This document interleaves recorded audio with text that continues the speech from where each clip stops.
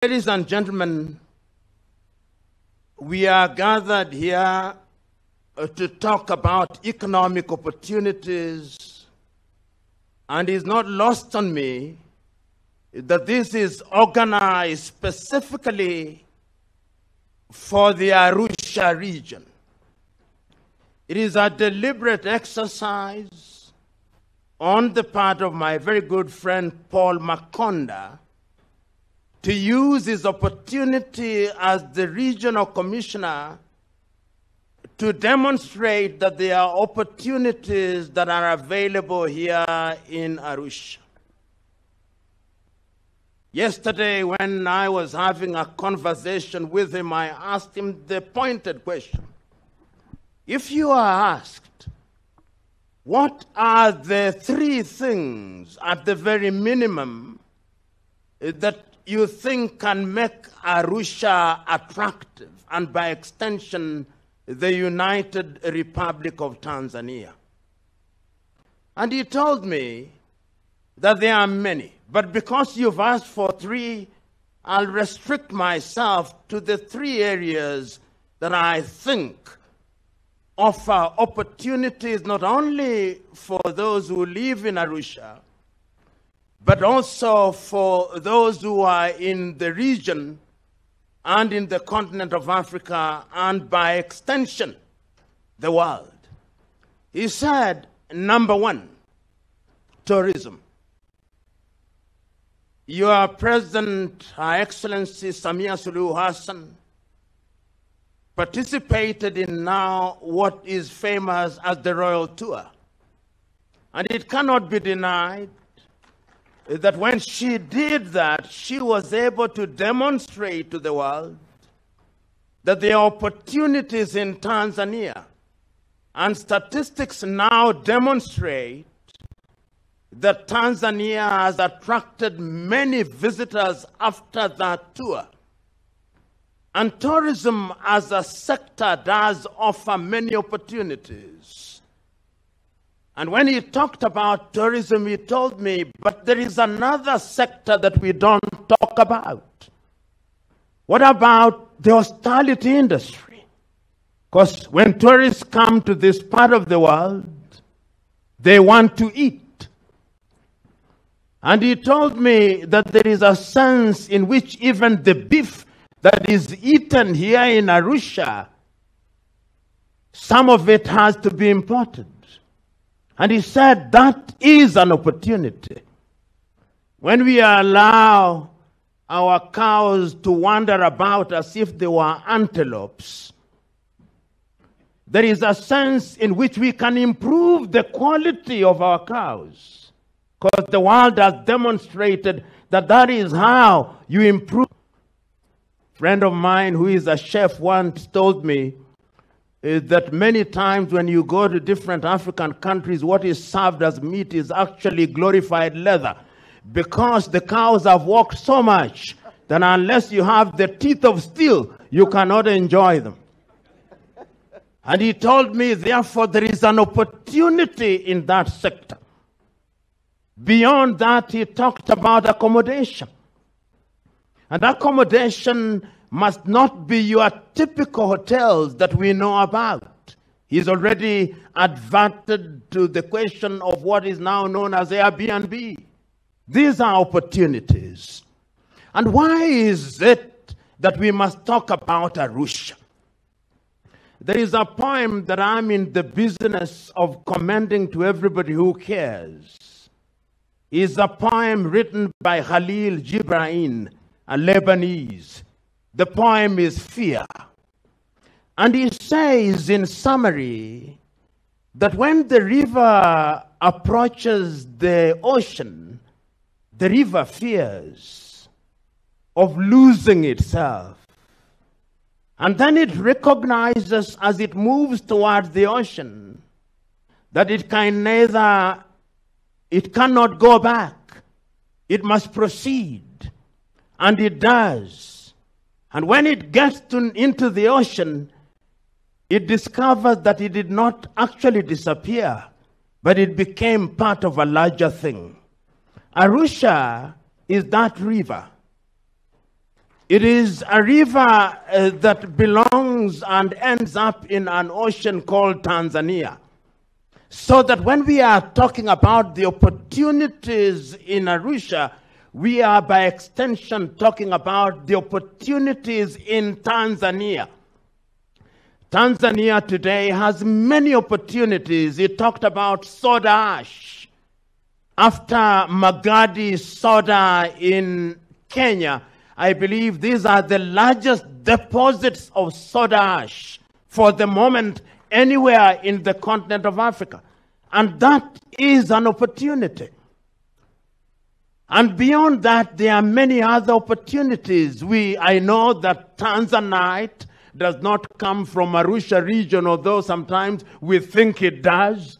But Arusha is also the headquarters of the East African community. And I'm told that courtesy of the SGR, there are opportunities for making Arusha have a dry port here. Because if there is a dry port in Arusha, it will serve the entire region. Another opportunity that we don't talk about when we talk about Arusha is conferencing.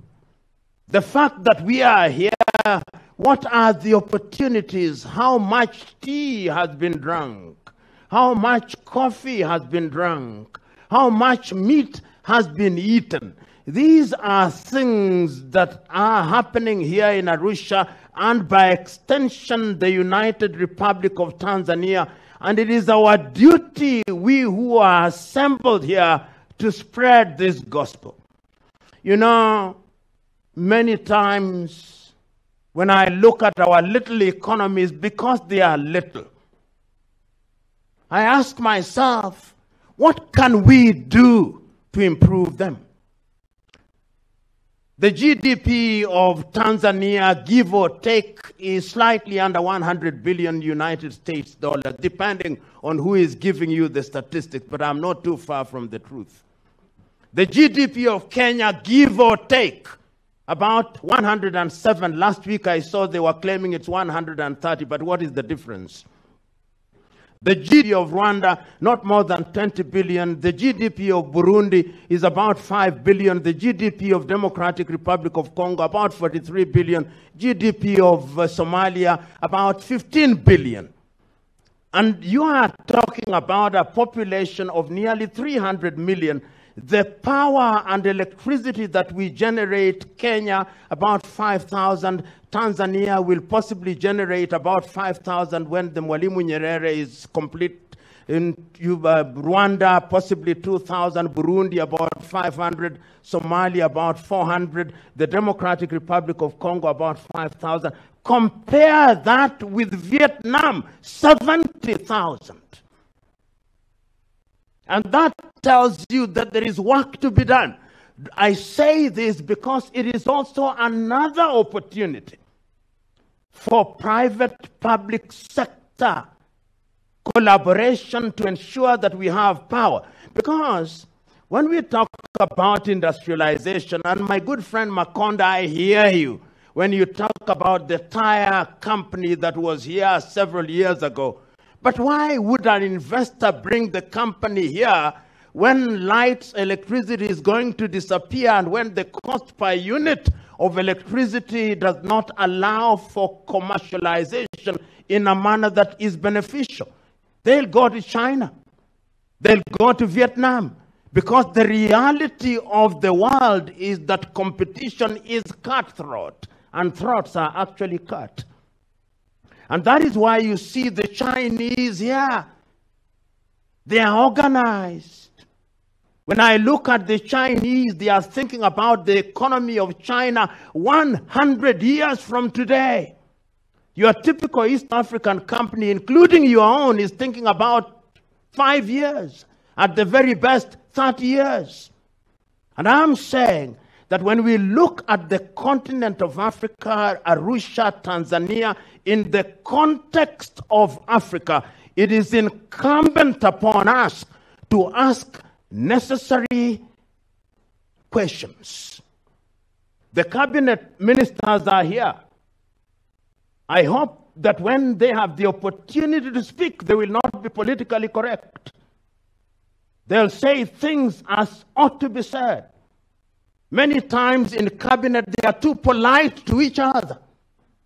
But countries don't change unless you begin to think not outside of the box, but without reference to the box.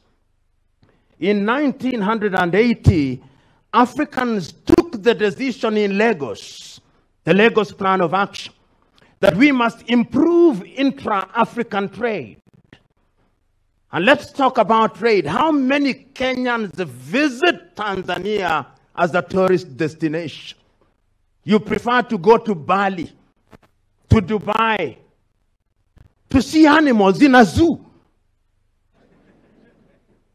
How many Ugandans visit Serengeti? Why should we market Serengeti as Serengeti? Masai Mara as Masai Mara? Why can't East Africa be marketed as a single market? And I dare say that if you market East Africa as a single market, within 3 years, we'll have 30 million visitors.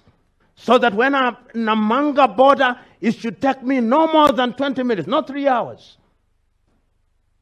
These are the things that I want to hear, that when this particular conference is being talked about, it will have created an environment where we are thinking about how to improve intra-African trade. Last week, there was this spat, for example, between the United Republic of Tanzania and Malawi and South Sudan. Completely unnecessary. Completely unnecessary. These artificial borders are defining how we respond to trade. Kenyans are importing maize from Brazil, and that maize is not even meant for human consumption, it's for cows. And yet Tanzania is now the largest producer of maize in the continent of Africa. Fact. We are importing cashew nuts.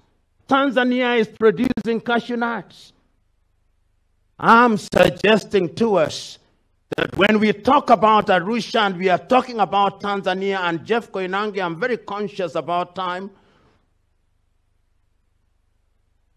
We must ask ourselves this. In the year 2013,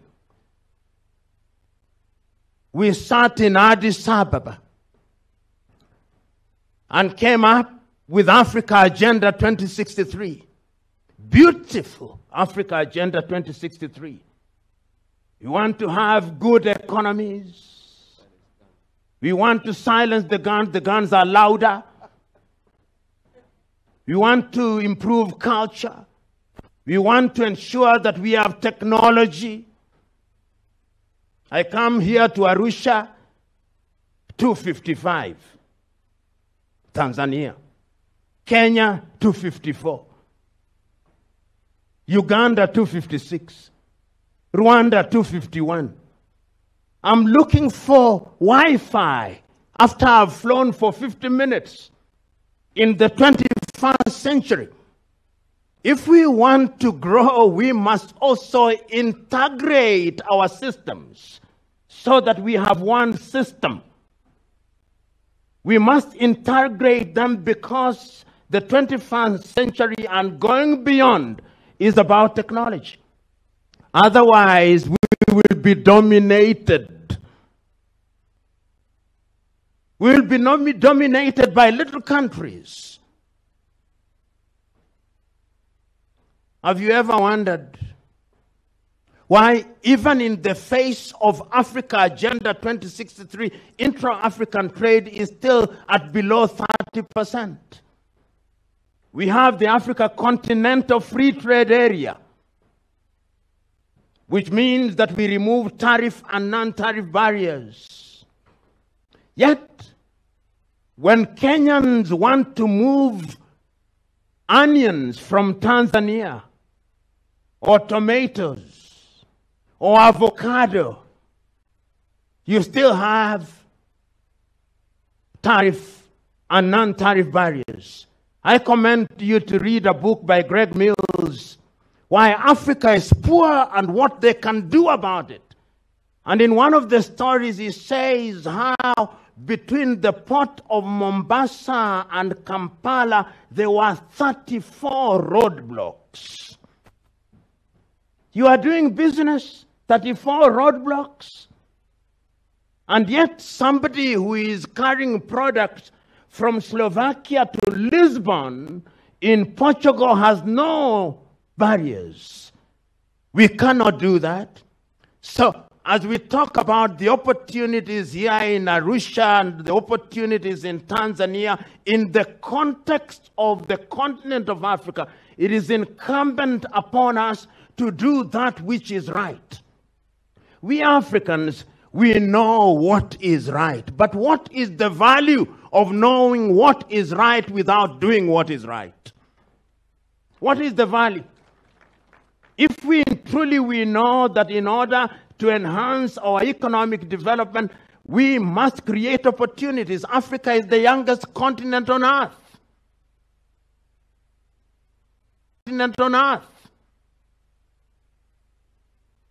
70% of our population is below the age of 25. Where are the opportunities? Opportunities in agriculture. Africa still imports fish from China. Can you believe it? We import fish from China. We import chicken from Brazil. Can you believe it? We import butter from Denmark. In my hotel room this morning, I was consuming coffee, Nescafe, from Nestle. And then I'm given water called Dasani by Coca-Cola. Can you believe it? Here in Africa. Then we believe that there are no opportunities. Can we not bottle our own water? Does Tanzania not produce something called Africafe? Don't we have Kericho tea from Kenya? Why should you have appetite and taste for Lipton from the United Kingdom? There is not a single bush of tea in the United Kingdom unless it's for decoration purposes. They import tea from us and then they convert it into Lipton. Those are opportunities that we are talking about. Even toilet paper, sometimes we import. Even toothpicks. Are there no bamboos here that we can make toothpick? Paul Makonda, you've done a good thing. And the beauty is that you have caused ministers in the government of the Republic of Tanzania United to come here. And the beauty is all of them have gone to school. The question is, has school gone through them? And my beauty is that I know them. And they know what is good and right. So as I conclude, I am suggesting to this audience that there are a number of things that we must give pride of place. Number one, we must recognize that Africa will only grow from village to village. So that if Arusha is to grow, it must start from the village. Then it comes up. There is no other method of growth. And if you doubt me, you go to India. The cottage industries in India. How has India grown? You go to Laos and Cambodia and Vietnam and South Korea as I speak. That is what is happening. You go to China as I speak. So from village to village.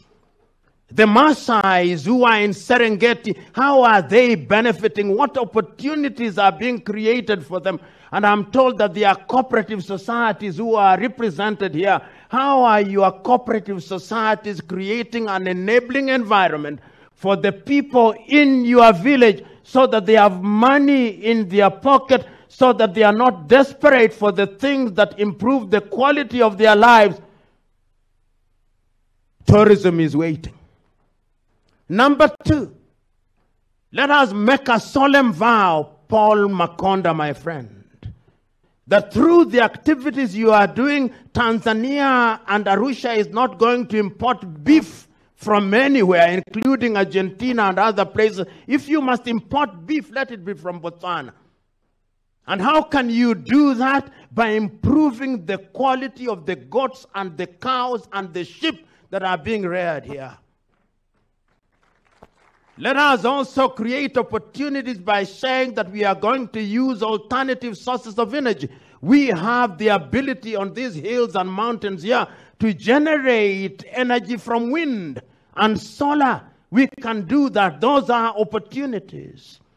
Let us make a solemn vow that if there is a university in this part of Tanzania, there is connection between the university graduate and industry like the Germans do, so that we don't have graduates whose only claim to fame is that they have accumulated many certificates, but they are not useful for purposes of improving the economy of Arusha and by extension the United Republic of Tanzania. I also am urging all of us who are here, wherever we are, let us not make this be a meeting which only discusses things that are already known without having any production and productivity as the legitimate result of this engagement. So that, my good friend Paul, when you have done this kongamano or this forum, let it not be an annual jamboree at which you invite us and ministers, and then you have annual jamborees until the second coming of Christ. No. Let it be that the next meeting will be a monitoring and evaluation. What have we done since we left? And I want to conclude with the East African community. You know, Arusha must thank Mwalimu Julius Kambarage Nyerere, because the decision to have the headquarters of the East African community here has made you effectively the capital of East Africa.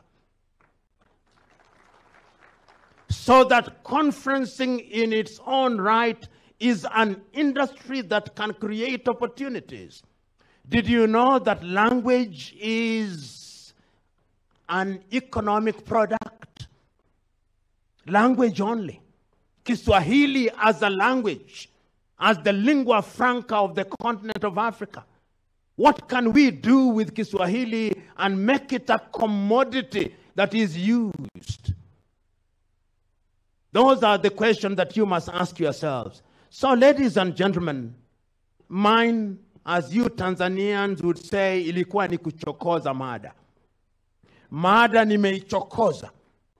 Sasa jukumu lenu ni kuhakikisha kwamba mmeidandia na kuichambua pamoja, kuhakikisha kwamba vitu ambavyo tunaviangazia vitakuwa na umuhimu wa kuhakikisha kwamba baada ya kongamano hili Arusha itapata utofauti, Tanzania itapata utofauti. And I'm very glad you Tanzanians, you are now receiving very good press, because you are receiving a lot of people coming to Tanzania. Your agriculture is good. Your tourism is good. Your mining sector is good. Your IT environment is good. Your airports are improving. The quality of your labor is improving. Your diplomacy is good. The gods have conspired in your favor. Take advantage of it. God bless you.